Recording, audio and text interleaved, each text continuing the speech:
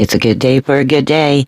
Hello, everybody. My name's Cece Ray. Thanks for joining me here at Break the Dish, where we break the news and dish out the tea.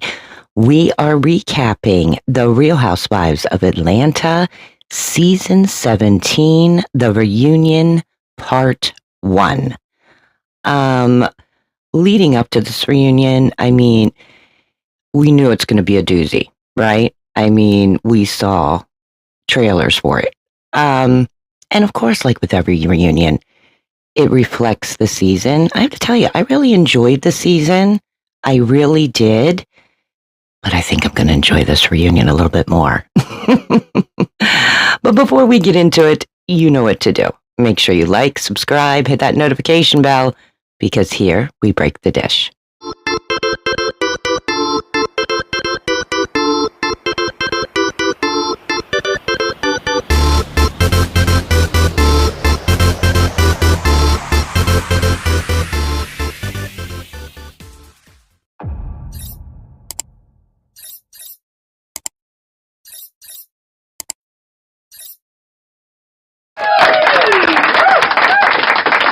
We are recapping the Real Housewives of Atlanta, Season 17, The Reunion, Part 1. So let's just get right into it, shall we? Let's talk about the reunion looks. Now, the cast as a whole, some were in green, like a dark green, black, and gold. I think the cast as a whole, it looked very elegant. You know, this is probably one of the better reunion looks coming out of Atlanta. I think everyone looked beautiful. There was really just only one I had an issue with, and that was Kelly. I'm not quite sure what she was wearing. She had this like pearl thing that was like almost like a backdrop to the dress that was really weird. Do you know what it reminded me of?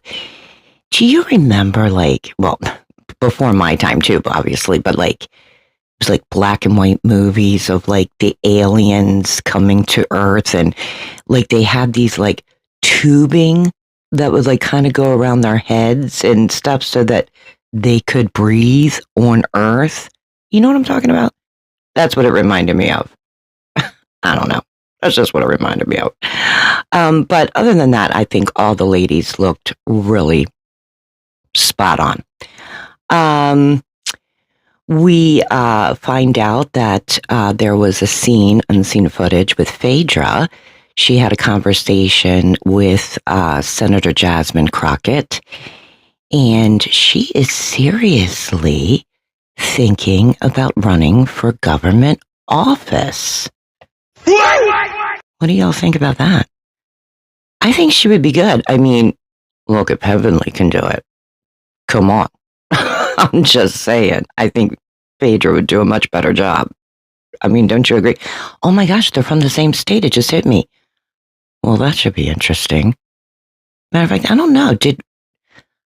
Now that I'm thinking about it, did Heavenly win? Yeah, I'm not sure if Heavenly won or not. Be interesting if they ran against each other. Who would you vote for? It's not a competition for me. I would definitely vote for Phaedra. I'm just saying. Then we find out from Pinky that she is expecting. Congratulations, Pinky.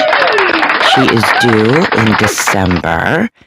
So we have a little Bravo baby coming soon. Then Andy is kind of talking about when the ladies were in Scotland, and they were all talking about, watching porn and how, a lot of them girl on girl type porn. And he says, so Angela, Shamia, and Phaedra, the three of you have never been with a woman. And they're like, oh, no. Shamia turns around and says, well, I've kissed a girl. Did you see the look that Porsha gave her? She was like, okay, girl, whatever you say. It's only going to get nastier from there between these two. Then Andy wanted Drew to kind of elaborate on her pelvic floor physical therapy. Now, it's kind of interesting because I actually have a friend who actually is going through this, and this is exactly what they do, by the way. So Drew was explaining how, after you have children, your pelvic floor sometimes softens. So you are sent to the physical therapist, and they kind of have to put their fingers up there to help, I guess, strengthen the pelvic wall. I know it sounds crazy.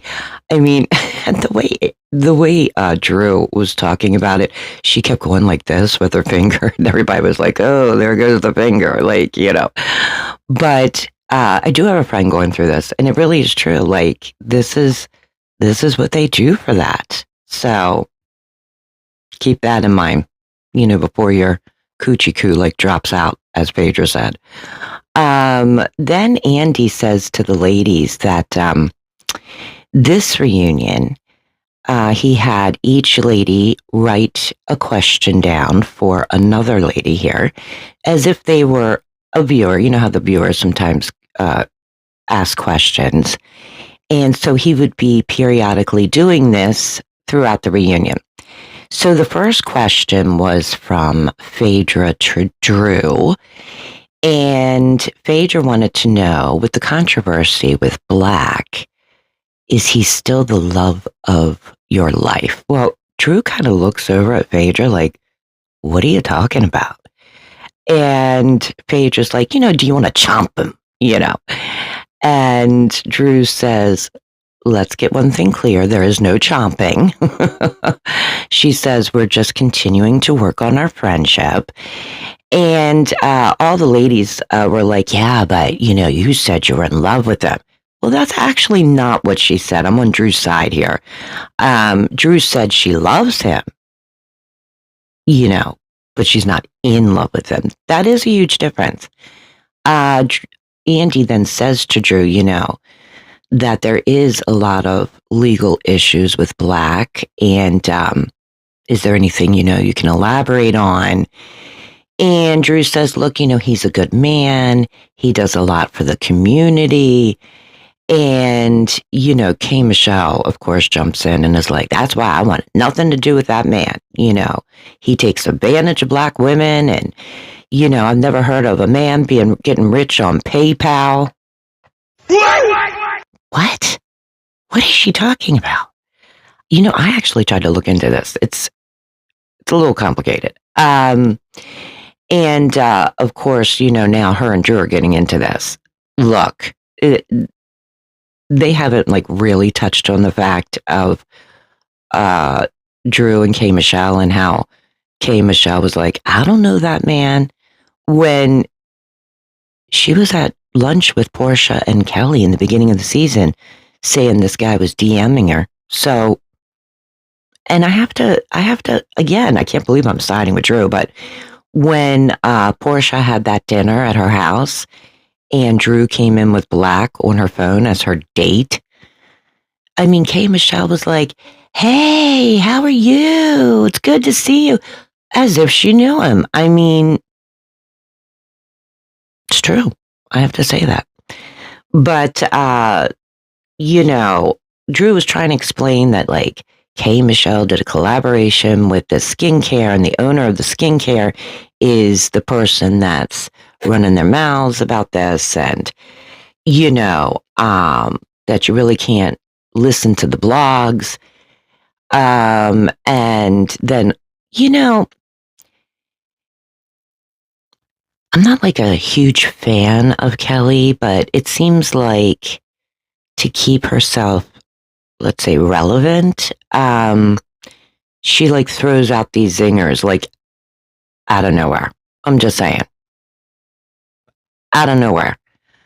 And this would be one of those times. So out of the blue, Kelly's like, well, you were out, let me remind you, you were outside my business videoing on Instagram.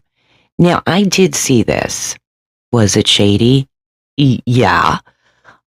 Drew goes up to the Sandy Springs location and she says, I don't understand. Like, we were just here at the opening a few months ago and I came here for some chicken and waffles. I guess I'm not going to get any because there's this huge lock on the door.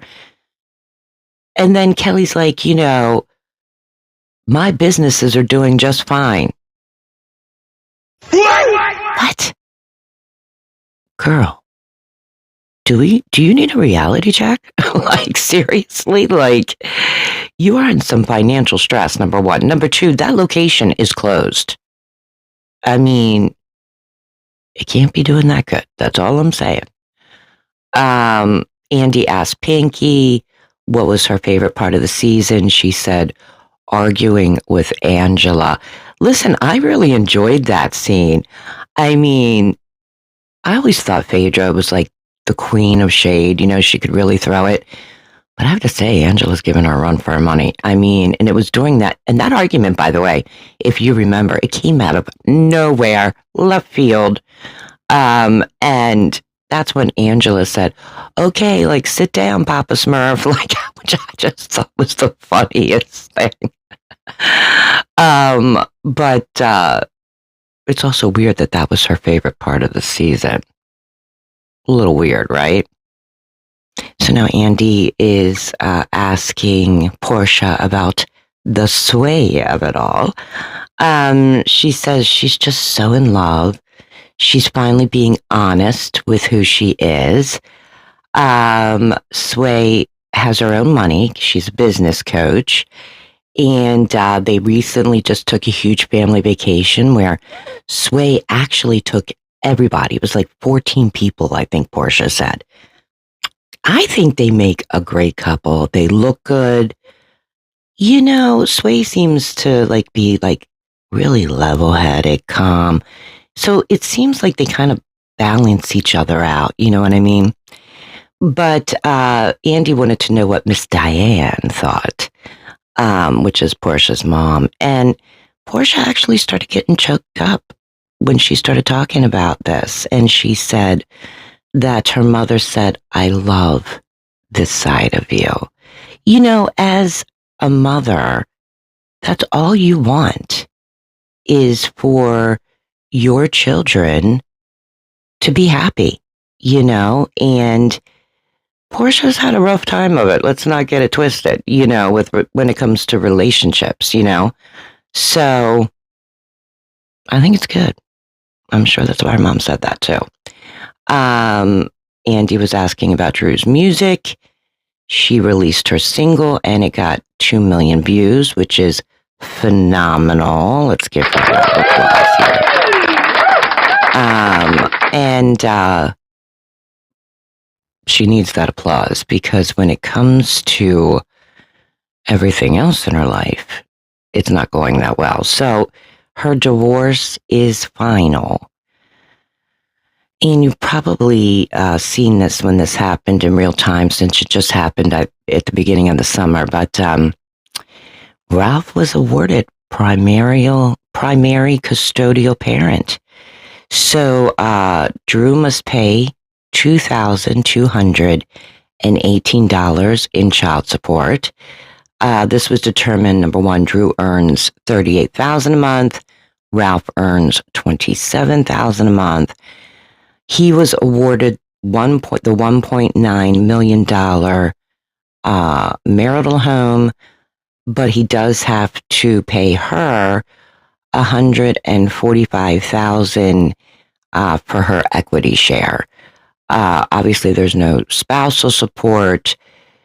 Drew keeps the Cadillac Escalate, and he is keeping the Porsche and the Cadillac XT. Is it XT5? Yeah. Drew was awarded custody of the dog. Not her children. The dog. And if I remember correctly, this is because there was a big question of the children not attending school. True. Sometimes you just don't know what's really going on in somebody's life. This is a perfect example, and I'll leave it at that. So then, after this is all being spoken about, you know, uh, Kelly with her zingers. This happened all season, mind you. Porsha's referring to Kelly constantly saying, it's Simon's house, it's Simon's house, it's Simon's house, because yes, Porsha was awarded the home, you know, and Porsha's like, look, I maintain my home, I pay my bills. Let's not get it twisted here, number one. Even if she wasn't on the show, just with naked hair, she could probably afford that home. And Porsha was like, you have a lot of room to talk. I mean, you're living out of Shamia's house. You're out of your house. She said you had to sell it because you got kicked out. And the only thing that Kelly could turn around and say back was, give that man his house back. Really, Kelly? That's the problem. See, she can't say nothing. So she just throws these zingers out there, doesn't care if it sticks or not. You know what I'm saying? And he does ask Porsha, like, there was this rumor going around that she's not allowed in Nigeria, which she said is completely false. She is 46% Nigerian, and no, she has not been banned from Nigeria. However, he has been banned to come back here, though. Just saying. K. Michelle was explaining how, she kind of really wanted to see Porsha and Mike together. And when they all went on that double date and he came out with that surprise, that he's in love with Porsha, K. Michelle's explaining how Porsha had to take her to the side and be like, yeah, I'm not really into him like that. So she was like, again, sorry, Mike, And then, of course, this spurs off with Porsha and K. Michelle about the whole X of it all with Nosh, because we find out that Phaedra and Porsha dated Mike. Didn't see that coming, did you? But Porsha says that Phaedra told her, go ahead, she already knew about it.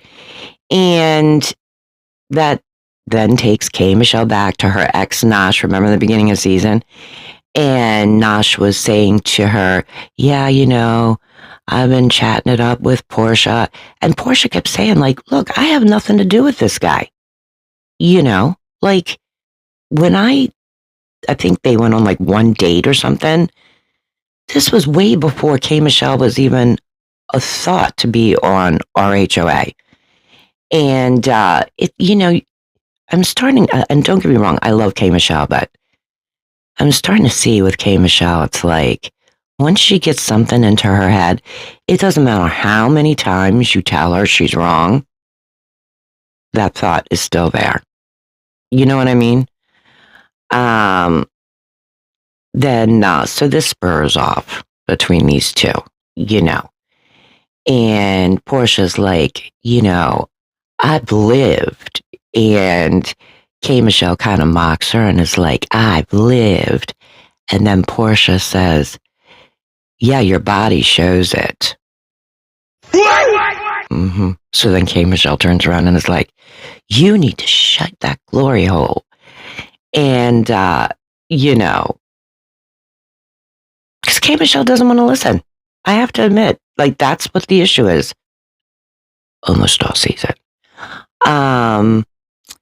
But Porsha says, look, you stopped trying to get to know me when you started getting to know them over there. And she's talking about everybody sitting on that side of the couch, which was Shamia, Kelly, and Pinky. And she's like, so girl, bye. Then we're at the package, basically, with K. Michelle. her medical journey through reconstruction here because she had illegal silicone injections put in her buttocks. I've known about this story for a while. This woman has struggled. And when you see those tears, I mean, she can't even talk about it without choking up. I mean, just imagine, like, knowing that you did this to yourself. Like, you're just beating yourself up over this constantly. And it's hard. But Andy says, that there was an outpour of reactions from the fans with cosmetic surgery that maybe they had experienced that didn't go the way they had planned. And by her being open like this, even though, like I said, she's been open on other platforms about it, but being on this platform and being open, I think it's good, and it takes a lot of guts. And then, her country music is doing well. I love K. Michelle as a singer, especially as a country singer. I have to tell you, I love her album. It dropped July 31st. She said that this experience she needed. She needed to learn how to socialize with women.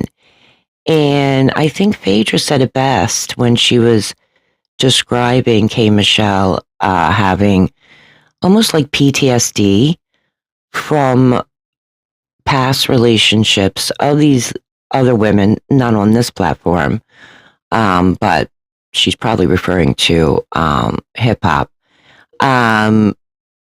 She really had a hard time with the quote unquote mean ladies of Atlanta. And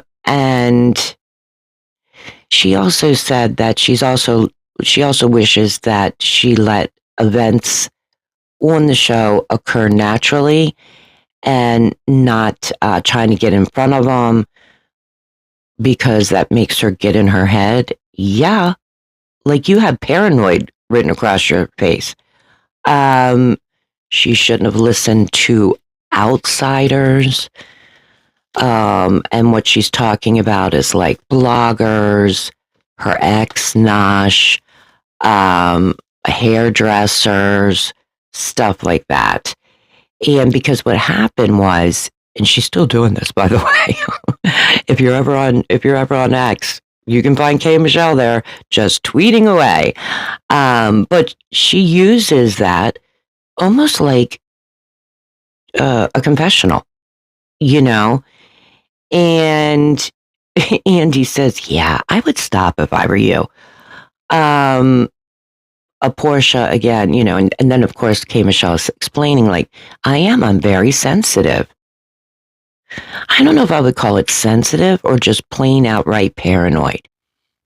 She really just got in her way. I mean, you can see throughout the season that she became more comfortable, but she really did get in her own way because she becomes so paranoid. So I don't know if I would call it sensitive. I would call it paranoid, And again, we're going through the whole like miscarriage comment, which I have heard Porsha, I don't care. I can't even count how many times she has apologized to K. Michelle.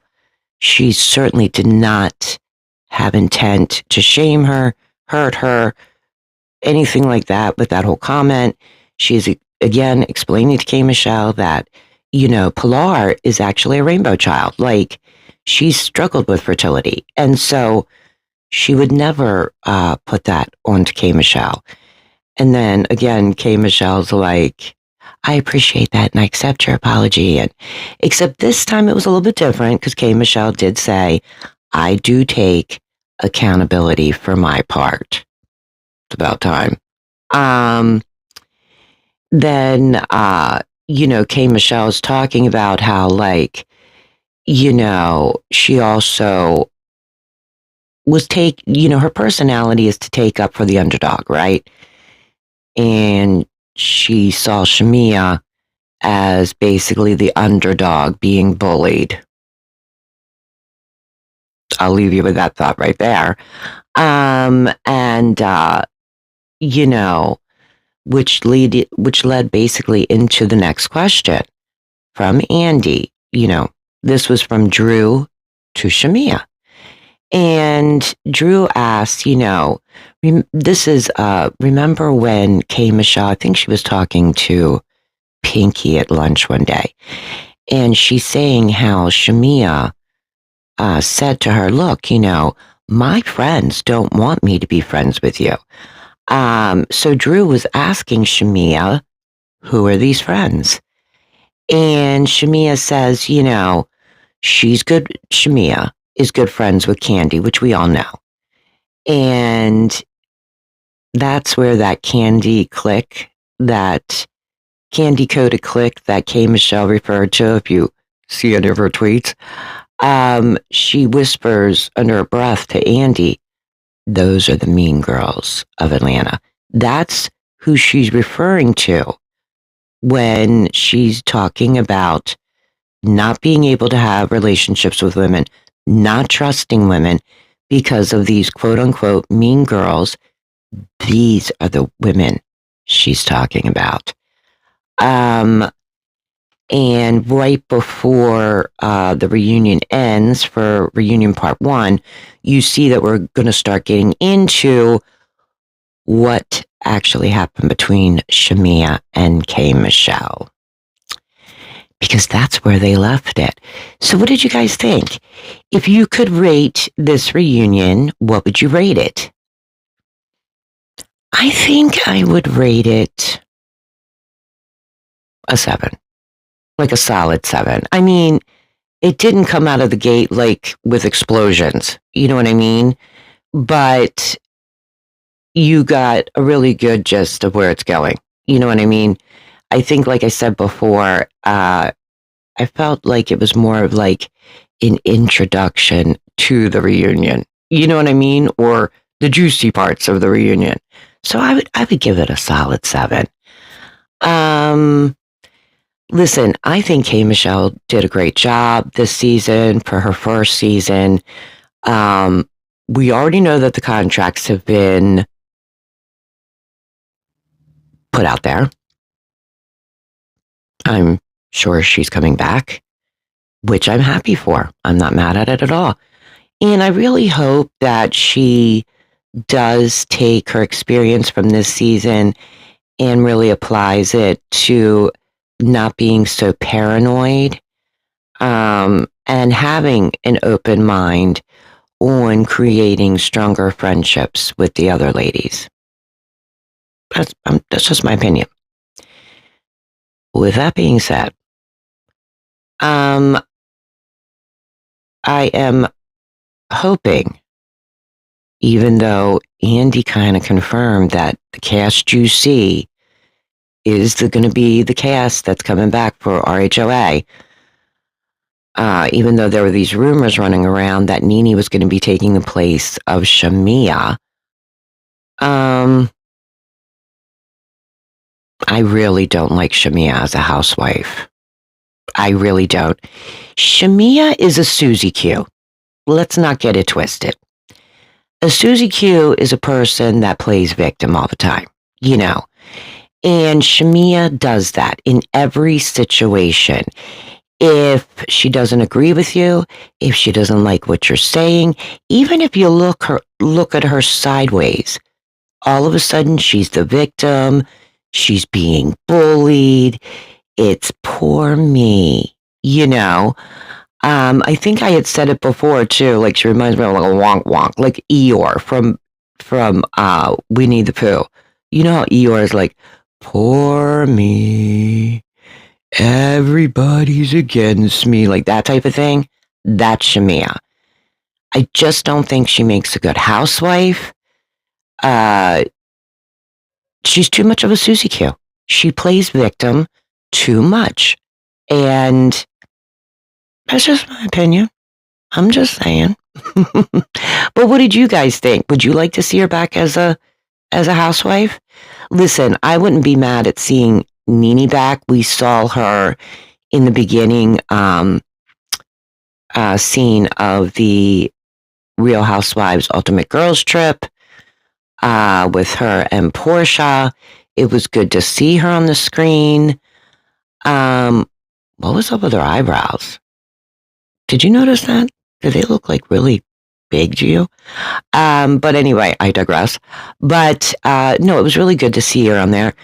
Listen, I think that maybe Bravo's going to kind of sit back a little bit. She does come back in to the Real Housewives Ultimate Girls Trip later on in the season. I think Bravo might be sitting on this, seeing what how the fans react to her being back on our screens. I don't know. I just don't know. You know what I mean? But if it was between Nene and Shamia, yeah, Nene all day long. Because I'm tired of seeing Susie Q's on my screen. You know, you've got one usually out of the bunch. Shamia's the one out of this bunch that is a complete, poor me, a complete Susie Q. And so no, I would not like to see her return. I'm sure she is a wonderful person. Obviously, I don't know her. You know what I mean? Just like you don't know her.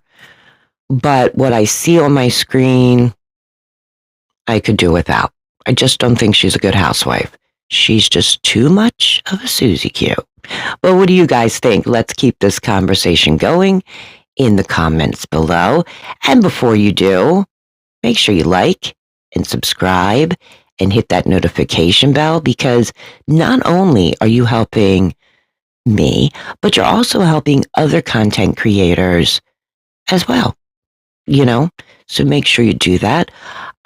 Also, let me remind you that we are starting here at Break the Dish Thirsty Thursdays. That's right. It's going to be live on TikTok, and we're going to go dishing all the hot tea out to you live on TikTok at Breaking the Dish Thirsty Thursdays. This way you can remember it. Thirsty Thursdays. Tea. Get it? All right, my breakers. Don't forget to catch my recap on the Real Housewives Ultimate Girls Trip celebrating 20 years. And don't forget to check me out on Thirsty Thursdays, if I can say that right, on TikTok at Breaking the Dish. Have a great day.